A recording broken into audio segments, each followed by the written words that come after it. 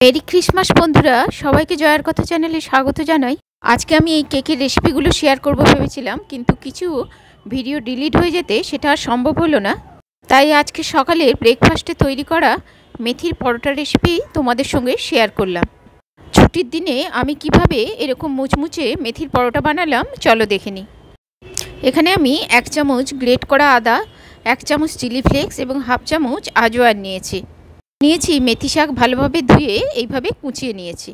এখন একটা ডো তৈরি করব, তার জন্য দেখো 1 কাপ ময়দা নিয়েছি আর এর সঙ্গে আমি 3 চামচ বেসন দিয়ে দিলাম। এবারে ময়নের জন্য 1 চামচের একটু বেশি সাদা তেল দিয়ে দিলাম হাফ চামচ করে নুন এবং হাফ চামচ চিনি। এবারে যে আজওয়ানটা নিয়েছিলাম সেটা এইভাবে ভালোভাবে দলে এর মধ্যে মিশিয়ে দিলাম। এরপর এর মধ্যে গ্রেট করা আদা এবং চিলি ফ্লেক্সটাও দিয়ে দিলাম কুচিয়ে রাখা মেথি শাকটা। এবারে এটাকে আমি একটু ভালোভাবে মিশিয়ে নেব। এবারে এতে 1 চামচ আমি দই দিয়ে দিলাম। তবে দই যদি হাতের কাছে না থাকে না দিলেও হবে। এখন খুব অল্প জল ব্যবহার করে এটাকে আমি মেখে নেব। এতে কিন্তু খুব অল্প পরিমাণ জল লাগবে, কারণ শাকের নিজস্ব একটা জল বেরায়। ময়দাটা এমনভাবে মাখতে হবে যাতে খুব বেশি শক্তও না হয় আবার খুব বেশি নরমও না হয়। এবারে অল্প একটু হাতে তেল নিয়ে এটার গায়ে লাগিয়ে আমি এটাকে কিছুক্ষণ ঢেকে রেখে দেব। 10-15 মিনিট পরে আমি এটাকে নিয়ে আরও একবার একটুখানি ঠেসে নিয়ে এর থেকে আমি লেচি কেটে নেব। লেচিগুলো একটু বড় বড় করব, কারণ আমি এখানে পরোটা তৈরি করব। এখানে আমার মোট 5খানা লেচি হয়েছে। শীতের দিনে সবাই প্রায় একবার না একবার অন্তত এরকম মেথি শাকের পরোটা বা লুচি যাই হোক খাওয়া। আর আমার এই রেসিপি যদি তোমাদের ভালো লেগে থাকে তবে লাইক করো, কমেন্ট করো, আর আমার চ্যানেলের রান্না ভালো লেগে থাকলে আমার চ্যানেলকে সাবস্ক্রাইব করে দিও। এখানে দেখো এবারে আমি লেচিগুলো বেলে নেব। প্রথমে দেখো রুটির আকারেই বেলে নিচ্ছি।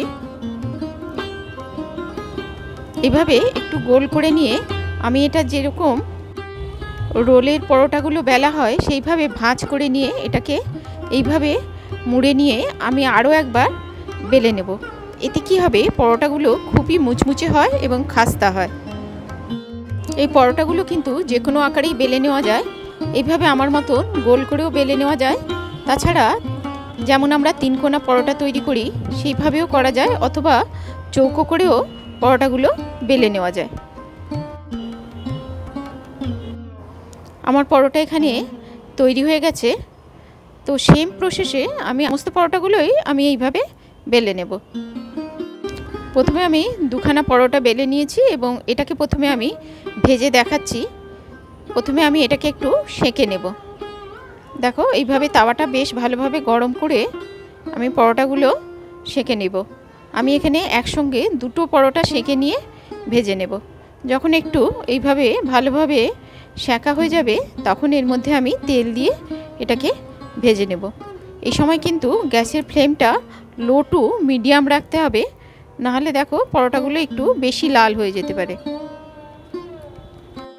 এভাবে এপিট ওপিট করে উল্টে পাল্টে আমার দেখো পরোটাগুলো আমি ভেজে ফেললাম। এই একইভাবে আমি 5খানা পরোটা ভেজে নিয়েছি। এই পরোটাগুলো যেমনই মুচমুচে হয়েছে তেমনই নরম হয়েছে।